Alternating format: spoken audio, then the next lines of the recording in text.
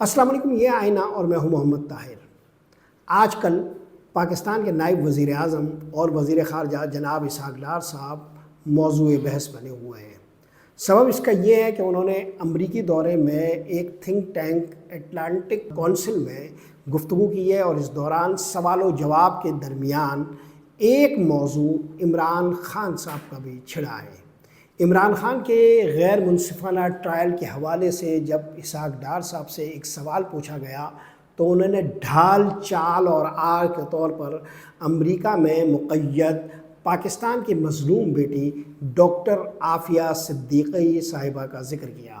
اسحاق ڈار صاحب نے ڈاکٹر عافیہ صدیقی صاحبہ کا جو ذکر کیا وہ عمران خان کے غیر منصفانہ ٹرائل کے بالمقابل ایک چال ڈھال اور آڑ کے طور پر کیا۔ انہوں نے کیا کچھ فرمایا، ذرا یہ ویڈیو ملاحظہ فرمائیے۔ Anything. For example, if I say that Afia Siddiqui is here for decades and going to be God knows till when, so I think I will be unfair. If your due process of law has resulted in that action, the same applies to everybody. So there's no exception. If you are popular political leader, it doesn't give you license to pick arms, to provoke public, and to go and attack the security installation of a country. This is nothing but treason. So I'm not a judge. I can't do anything. Ishaq Dar صاحب نے یہ جو گفتگو فرمائی ہے اسے پاکستان کی ایک ویب سائٹ نے کچھ اس طرح رپورٹ کیا ہے کہ اسحاق ڈار کا کہنا تھا کہ پاکستان میں منصفانہ قانونی عمل اس وقت بھی جاری ہے، اس کیس کو سیاسی رنگ نہ دیا جائے، یعنی عمران خان والے کیس کو۔ پھر انہوں نے بطور حوالہ عافیہ صدیقی صاحبہ کا ذکر کیا کہ جس طرح عافیہ صدیقی کئی اشروں سے امریکہ میں قید ہیں، نہ جانے کب تک رہیں گی، اس پر یہ کہنا مناسب نہیں کہ منصفانہ قانونی عمل اختیار نہیں کیا گیا۔ آپ ذرا اندازہ لگائیے کہ ڈاکٹر عافیہ صدیقی صاحبہ کی مظلومانہ قید کو اور انتہائی ظالمانہ صفاقانہ اور انتہائی خطرناک عدالتی ٹرائل کو یہاں پر منصفانہ ٹرائل اسحاق ڈار صاحب کہہ رہے ہیں، اور ایک جواز دے رہے ہیں کہ امریکہ نے جو ٹرائل کیا ہے وہ بالکل ٹھیک کیا ہے۔ آپ اچھی طرح جانتے ہیں کہ عافیہ صدیقی صاحبہ کراچی میں بلوچ کالونی کے پل سے اٹھائی گئی تھی، گرفتار کی گئی تھی، اور ان کی گرفتاری افغانستان سے ظاہر کی گئی تھی، اور اس طرح ظاہر کی گئی تھی کہ یہ معصوم عورت، یہ مظلوم عورت جو ایک سائنٹسٹ ہے، جو ایک سائنسدان ہے، انہوں نے ہتھیار سے امریکی فوجیوں پر حملہ کرنے کی کوشش کی۔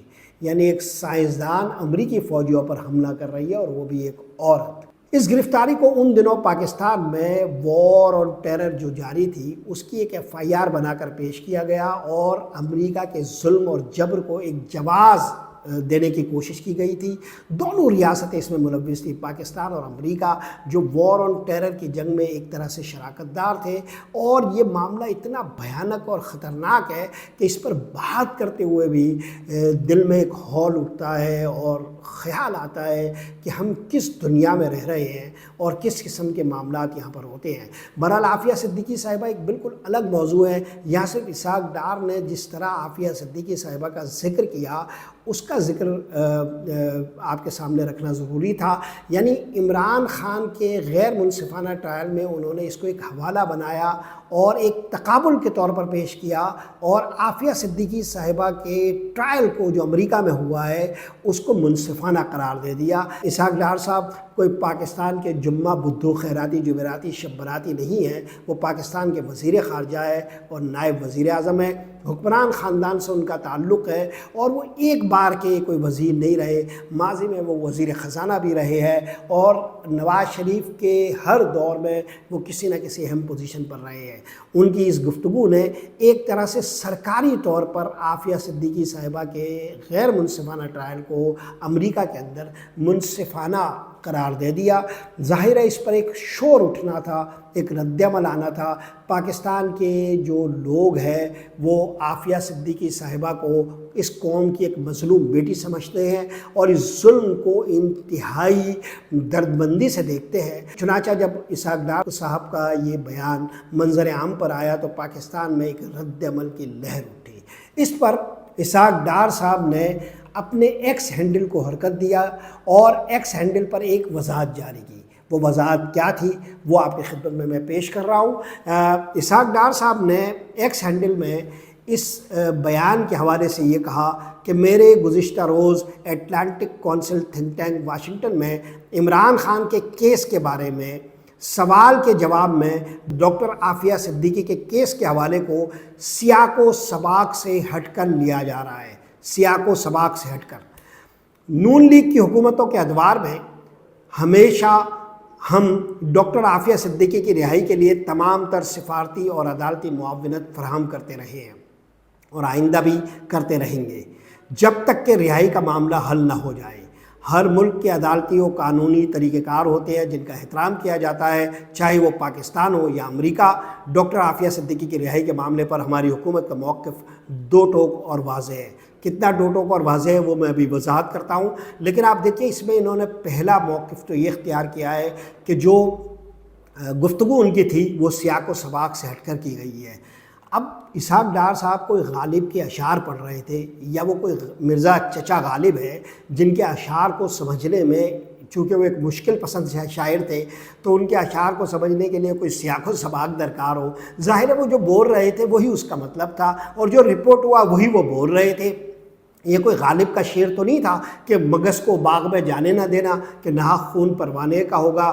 اور جیسا کہ غالب نے کہا ہے کہ نقش فریادی ہے کس کی شوخی ہے تحریر کا، کاغذی ہے پیرہن ہر پہ کرے تصویر کا۔ یہ کوئی اس قسم کے اشعار ہوں جس کو سمجھنے میں کوئی مشکل درپیش ہو، جس کے لیے ہمیں ایک سیاق و سباق چاہیے ہو، کوئی ہمیں جو ہے وہ لغت درکار ہو یا بہت اچھے اساتذہ درکار ہو۔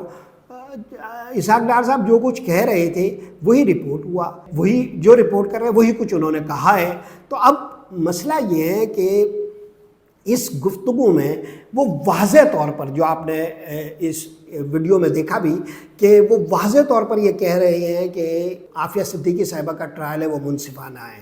اب جو دوسرا حصہ ہے اس پر میں آتا ہوں۔ انہوں نے اپنی وضاحت میں یہ کہا ہے کہ حکومت ہر طرح کی عدالتی اور سفارتی معاونت فراہم کر رہی ہے عافیہ صدیقی کے کیس میں۔ اسحاق ڈار صاحب کو شاید اندازہ نہیں ہے یا اسحاق ڈار صاحب بھول رہے ہیں یا شاید وہ قوم کے حافظے سے کھیل رہے ہیں کہ 21 جولائی کو پاکستان کے اندر اسلام آباد ہائی کورٹ میں یہ مسئلہ زیر بحث آیا ہے اور وہاں حکومت کی طرف سے اس کیس میں عدم دلچسپی پر اور امریکہ میں اس کیس کے حوالے سے حصہ نہ لینے پر جو ایک موقف پاکستان نے وہاں اختیار کیا ہے اس پر یہاں باقاعدہ باز پرس ہوئی ہے۔ اسلام آباد ہائی کورٹ کے جج نے وجوہات طلب کی ہے کہ آخر کیوں حکومت پاکستان اس کیس میں دلچسپی نہیں لے رہی ہے۔ اسحاق ڈار صاحب ہمیں یہ کہہ رہے ہیں اپنی وضاحت میں کہ ہم سفارتی اور عدالتی معاونت فراہم کر رہے ہیں، لیکن یہ پوزیشن امریکہ کی عدالت میں ان کی نہیں ہے اور نہ ہی اسلام آباد ہائی کورٹ میں ہے۔ اسلام آباد ہائی کورٹ میں وہ وجوہات بیان نہیں کر رہے کہ کیوں وہاں وہ دلچسپی نہیں لے رہے۔ اس پر جو جسٹس محمد اسحاق صاحب ہیں انہوں نے توہین عدالت کا شوکوز نوٹس اس حکومت کے خلاف جاری کر رکھا ہے جس میں وزیر اعظم اور وفاقی کابینہ شامل ہے۔ یوں اگر بات کی جائے تو خود اسحاق ڈار صاحب کو بھی 21 جولائی کو اسلام آباد ہائی کورٹ نے ایک توہین عدالت کا نوٹس دینے کا حکم دیا ہے، مگر یہ جس طرح کہہ رہے ہیں کہ یہاں ایک منصفانہ ٹرائل ہوا ہے تو یہاں پر جس طرح عدالتوں کو کنٹرول کیا جاتا ہے، اسلام آباد ہائی کورٹ میں توہین عدالت کے شوکوز نوٹس کو انتظامی سطح پر روک لیا گیا ہے۔ 26ویں ترمیم کے بعد یا جس طرح کی عدالتیں قائم ہوئی اور جس طرح آزاد ججز کا راستہ روکنے کے لیے اپنے ججز مسلط کیے گئے اور مخصوص قسم کے عدالتی فیصلے حاصل کیے جا رہے ہیں، اسلام آباد ہائی کورٹ میں بھی ایک ایسی نقب لگائی گئی تھی اور یہاں پر تمام سیکیورٹی کا جو پورا نظام ہے وہ تبدیل کیا گیا، ججز کے مقامات کو اتھل پتھل کر دیا گیا۔ ایسے ہی حالات کے شکار یہ جج صاحب بھی ہوئے اور جو روسٹر ہے اس کو بنیاد بناتے ہوئے اس توہین عدالت کے نوٹس کو 24 جولائی کو روک دیا گیا۔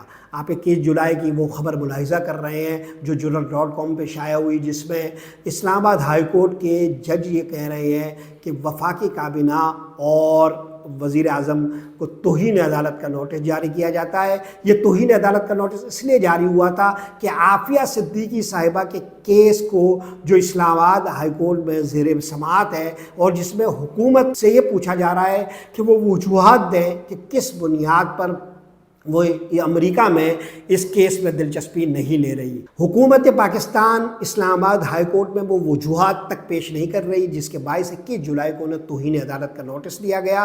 پھر 24 جولائی کو آپ جرأت.com کی یہ خبر دیکھ رہے ہوں گے کہ 24 جولائی کو پھر انتظامی سطح پر اس توہین عدالت کے نوٹس کو روکا گیا۔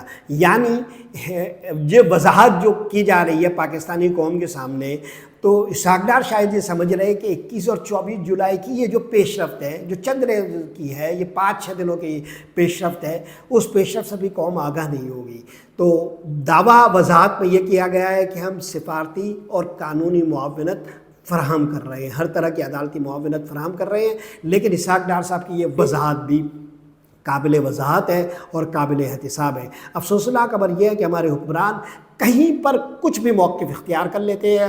جیسا کہ آپ اچھی طرح جانتے ہیں کہ ہمارے ملک کے وزیر دفاع جب امریکہ گئے تو انہوں نے عمران خان کے حوالے سے یہ موقف اختیار کیا کہ وہ بنیادی طور پر ایک بنیاد پرست ہے اور سخت فنڈامنٹلسٹ ہے، اور PMLN کو انہوں نے ایک آزاد خیال حکومت کہا۔ لیکن وہی خواجہ آصف صاحب پاکستان کی پارلیمنٹ سے خطاب کرتے ہوئے اور پاکستانی قوم کو یہ بتاتے کہ وہ اسرائیل کے ایجنٹ ہے۔ تو یہ مختلف چہرے PMLN کے ہمارے سامنے آتے ہیں۔ یہی چہرہ ہمارا اسحاق ڈار کی صورت میں بھی سامنے آیا، جس میں اسحاق ڈار صاحب امریکہ میں یہ موقف اختیار کرتے ہیں کہ عمران خان کے ٹرائل کو جو ہے وہ اسی طرح کا منصفانہ ٹرائل سمجھا جائے جیسا کہ امریکہ میں ڈاکٹر عافیہ صدیقی صاحبہ کا ہوا، اور پاکستان میں وہی وضاحت کر رہے ہیں کہ ہم تو وہ قانونی اور عدالتی معاونت فراہم کر رہے ہیں، جبکہ پاکستان کے اندر ایک عدالت میں یہ حکومت توہین عدالت کی مرتکب ہونے کی حالت تک پہنچ گئی ہے، جہاں وہ یہ وضاحت پیش نہیں کر رہے کہ آخر کیوں امریکہ میں وہ یہ کیس نہیں لڑ رہے، اور یوں عدالت یہ سمجھ رہی ہے کہ قوم کی اس مظلوم بیٹی کا مقدمہ حکومت پاکستان امریکہ میں لڑنے پر تیار نہیں ہے۔ اب آپ اندازہ لگا سکتے ہیں کہ اسحاق ڈار صاحب کی جو وضاحت ہے وہ وضاحت در وضاحت میں بھی کتنی غلط ہے، اور ان کا موقف جو انہوں نے وہاں پیش کیا ہے وہ کس طرح کا ہے۔ یہی کچھ پاکستانی قوم کے ساتھ ہمیشہ ہوتا آیا ہے۔ ہمارے حکمران عوام کو بیوقوف سمجھتے ہیں اور ان کے ساتھ ہر طرح سے کھلواڑ کرتے ہیں۔ ایک انگریزی پروورب ہے کہ fools rush in where angels fear to tread, یعنی عقل مند جہاں نہیں جاتے، فرشتے جہاں نہیں جاتے، وہاں بیوقوف جا گھستے ہیں۔ ڈاکٹر عافیہ صدیقی صاحبہ کا معاملہ پاکستانی عوام کے ذہنوں میں کچھ اسی طرح کا ہے کہ وہ انتہائی تقدیس کی حالت میں، انتہائی مظلومیت کی حالت میں اس قوم کی بیٹی کو دیکھتے ہیں، اور اسحاق ڈار صاحب نے اس موضوع کے ساتھ بھی کھلواڑ کیا ہے۔ دیکھتے ہیں کہ پاکستانی قوم اس معاملے کو اچھی طرح سمجھ پاتی ہے، اور نون لیگ کی اور جو فارم 47 کی جو حکومت ہے اس کے کھیل کو اچھی طرح سمجھنے میں کامیاب ہوتی ہے یا نہیں۔ آج کے لیے یہی کچھ۔ محمد طاہر کو اجازت دیجیے۔ اللہ نگہبان۔